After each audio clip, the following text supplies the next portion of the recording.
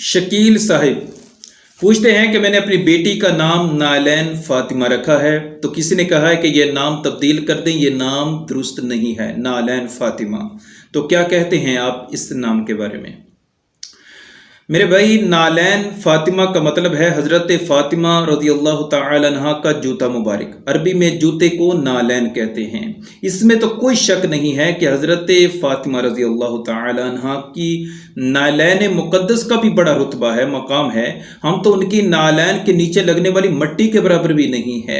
लेकिन बेहतर है, आपको हुज़ूर अकरम सल्लल्लाहु अलैहि वसल्लम की शहज़ादी से मोहब्बत है, अकीदत है, निस्बत है, तो आप हज़रत फ़ातिमा रज़ी अल्लाह तआला अन्हा के निस्बत से बेटी का नाम फ़ातिमा रखें, नूर फ़ातिमा रखें, ईमान फ़ातिमा रखें, सीरत फ़ातिमा रख लें। इस जैसे जो है वो अपनी बेटी का नाम रखें, ताकि आपकी बेटी की निस्बत भी कायम हो जाए और नाम भी जो है वो अच्छा लगे। नाम वो रखें जो अल्लाह के रसूल सल्लल्लाहु अलैहि वसल्लम ने अपनी शहज़ादियों के नाम रखे हैं।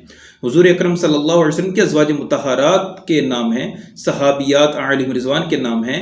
तो इन नामों को जो है वो आप तरजीह दें। बाकी ये नाम रखना जायज़ तो है, नालैन फातिमा। अल्लाह आपकी शहज़ादी को दुनिया व आखिरत की भलाइयाँ नसीब फरमाए।